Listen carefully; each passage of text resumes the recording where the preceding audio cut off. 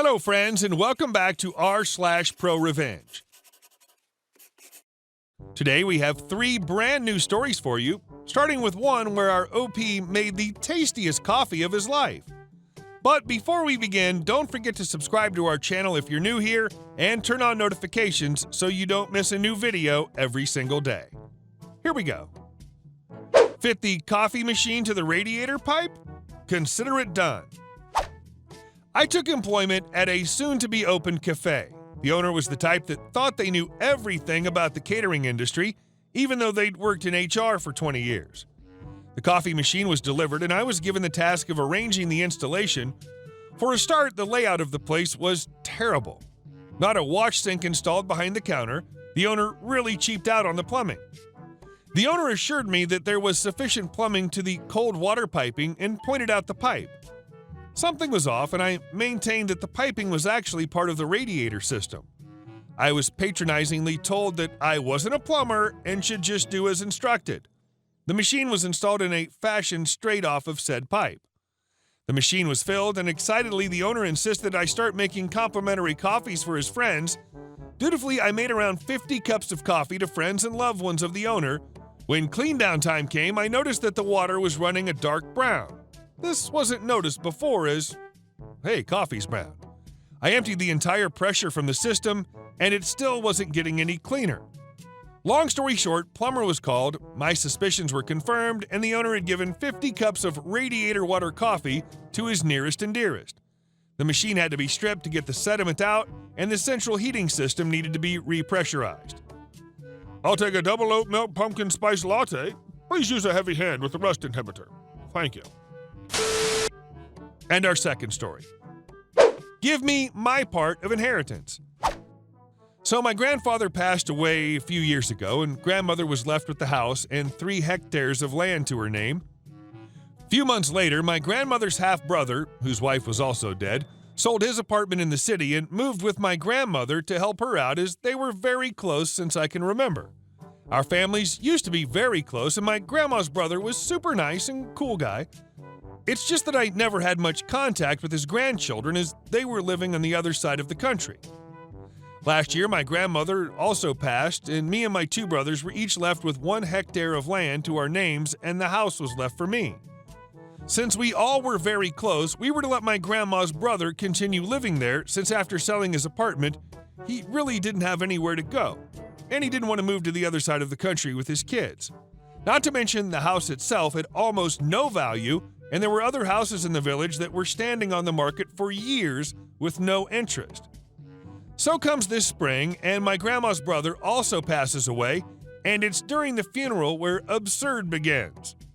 I was smoking outside the church when his grandson comes and immediately gets down to business. Conversation went something as follows. Him.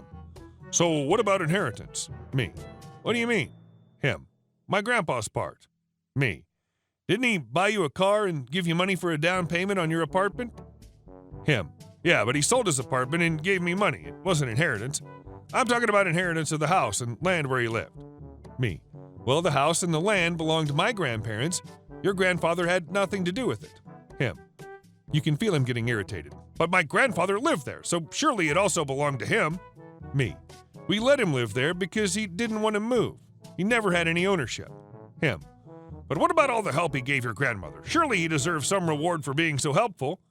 Me. It doesn't change anything. The house and the land has belonged to us for more than a year now, since it was my grandmother's. Him. Being very irritated. He deserves some part of inheritance, and I will be demanding my rightful part. Me. Dude, you got your part when your grandpa sold his apartment and gave almost everything to you and your mom. Him. He lived here, so the part also belongs to him and his family, and we'll be making a claim. Me. Dude, there's no claim to make. The inheritance is already claimed. Him. We'll see about that. And it's been a few months now that he's been bothering us on Facebook and on the phones about how we stole his inheritance. And our last story. I help a local screen printing shop earn the reputation it deserves. I was a screen printer. I accepted a new job at a different shop for $13 an hour. Slightly better wage than my old job, and the place was much nicer. Let's just call it Waldron Sports Center/apparel. They operate out of a large space in a local mall, featuring a sports/joke apparel shop, multi-purpose gym, and a single automatic press in the back where they printed their stuff. Two brothers, let's call them Jake and Jarrett, own the company.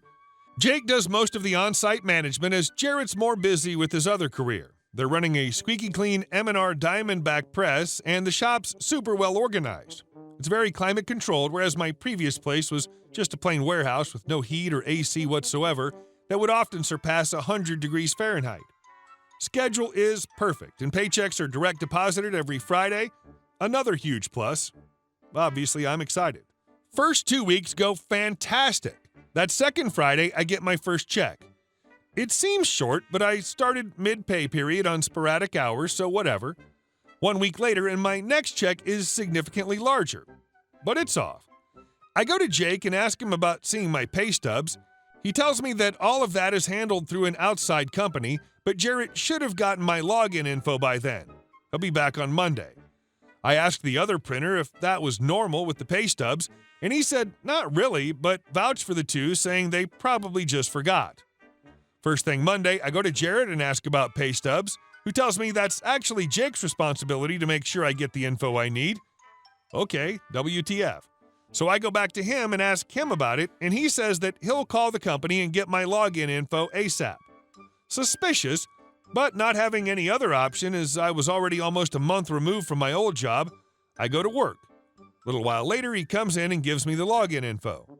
We finish the job, and I take a quick break, log in, check my pay stubs, and it turns out these guys are paying me $8.10 an hour instead of the $13 I was promised. Oh man, I'm livid.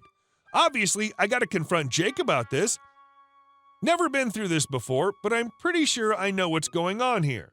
I quickly Google conversation recording law, see Ohio is a one-party consent state, meaning if I'm part of a conversation I record, it is both legal and admissible in court. So I set my phone to do just that, put it in my pocket, and go confront the dude. Hey, so I checked my pay stubs and you're only paying me $8.10 an hour. Would you like to tell me what's going on here? He looks kind of dumbfounded and shakes his head. It's supposed to be $13 an hour. Well, you've been paying me $8.10 and you owe me $400. Well, that's not supposed to happen. I'll call him and see what's up. So I go back to the shop, stop the recording, and start setting up the next job to pass the time. I'm holding out hope that this is all just a misunderstanding, but I'm pretty sure it's not. Regardless, I gotta at least play ball while I follow through. Jake comes in and says, "We'll have your money fixed on your next paycheck." Me. With back pay? Jake. Yeah, it'll be on the check. So I begrudgingly wait for the next week. I wake up Friday morning and check my bank account, and much to my not surprise at this point, another minimum wage check and another few $100s they owe me. So I decide to stay home that day. I get a text 15 minutes after the time I'm supposed to be there. "Hey, this is Jake. What's going on?" Me. "You just sent me another minimum wage check. You owe me $700. I'm not coming in until you pay me the money you owe me." "Well, I was going to write a check for the difference, but I accept your no call, no show. Thanks." "That's not how this works, dude. You still owe me $700, and now I have this text from you admitting it." No more responses. So I do as any millennial would and leave a negative review on their page and start commenting on every single post they have, which get deleted immediately. I get a text from Jake. "You'll be hearing from my lawyer. Is your mother's address still correct?" I never told them any personal details about my family or living situation, and this mother effer wants to assume while literally stealing what would be rent money? Me. "Cool, call them. They better have my check ready." The revenge. I had the dude cold. I basically have a concrete admission of guilt from text and audio evidence. Now I just got to figure out what to do. I send a message to a troubleshooter reporter who made his career exposing these exact kinds of scams, and he tells me without signing an employment contract, I'm pretty well screwed, and that maybe I can try small claims court, but that probably won't work out, and apologize for being unable to help. I looked both Jarrett and Jake Walden up in the local court of clerk websites, just out of curiosity. Turns out Jake's been sued multiple times for this exact thing, and lost twice. And then it hits me. I'm in a band and have paid Facebook to promote posts advertising my concerts before, It's cheap and it generally gets some results, at the time at least. I created a Craigslist post detailing this exact story, and I included links to his and the company's court records as a centerpiece. I make a page on Facebook called Former Employee and make one single post. Avoid Waldron Sports Center / apparel, dishonest employer. I then sponsored the post, put in $15 over the course of 10 days for ads, and I target them directly to people who liked their page, any of our local sports teams, screen printing, or the mall itself, who lived specifically within a few miles of their shop. Within a couple days, the post had been shared over 2,000 times. I got a message from him 4 days later begging me to take it down, and a check for every missing penny 2 days later. I went to the bank to cash it and told the 2 cashiers at the counter the story. We shared a laugh because both of them had seen the post that morning.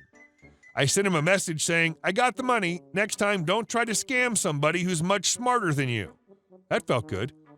I continued to share my story anytime it was relevant to a public post. I guess he saw one a few months later, messaged me again and said, "We already gave you your money. Please stop." I told him, "I gave you so many opportunities to do the right thing, and you still went out of your way to be a piece of crap. You shouldn't have done that. Go F yourself." That felt even better. Hey guys, thank you all for watching the video. I'll see you in the next one.